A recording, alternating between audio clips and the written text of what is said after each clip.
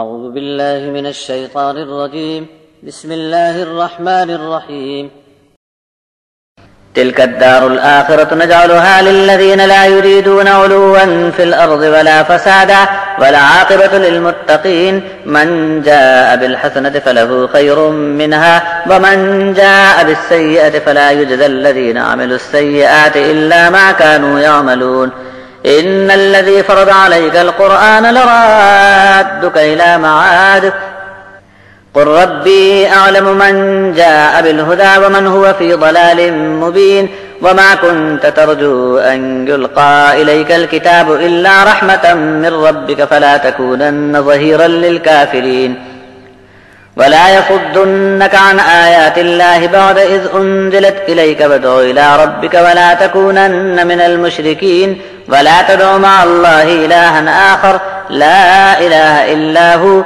كل شيء هالك إلا وجهه له الحكم وإليه ترجعون۔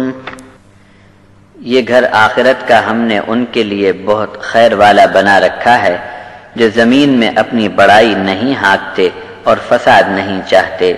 اچھا انجام صرف ان لوگوں کا ہوگا جو ہم سے ڈر کر کام کرتے ہیں۔ جو نیکی ساتھ لے کر حاضر ہوگا تو اس کو بہت اچھا اور بہتر بدلہ ملے گا، اور جو شخص برے کام کا بوجھ لاد کر حاضر ہوگا تو ان کے برے کاموں کی ویسی ہی سزا ان کو ملے گی جیسے کام کر کے آئے ہوں گے۔ جس نے آپ پر اس قرآن کو فرض کیا ہے وہ آپ کو اپنی منزل تک ضرور پہنچا دے گا۔ آپ فرما دو کہ میرے رب کو اچھی طرح علم ہے کہ ہدایت کی سیدھی راہ بتانے کون آیا تھا، اور وہ کون ہے جو اپنی کھلی ہوئی غلط راہ کو چھوڑنا نہیں چاہتا۔ آپ تو اس کے امیدوار نہ تھے کہ آپ پر کتاب نازل کی جائے گی، مگر یہ آپ کے رب کی رحمت ہی رحمت ہے۔ منکروں کے پیچھے جو طاقت کام کر رہی ہے اس کی آپ کچھ بھی پرواہ نہ کیجیے۔ چوکس رہو کہ اللہ کی آیات آپ پر اتاری جا چکی ہیں، اس کے بعد آپ کو اس پر عمل کرنے سے کوئی روکنے نہ پائے۔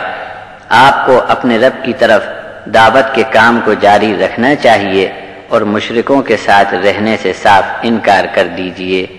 اللہ کے ساتھ کسی اور معبود کو دعا میں پکارنے سے انکار کر دو کہ اس ایک کے سوا کوئی دوسرا حاکم ہو نہیں سکتا۔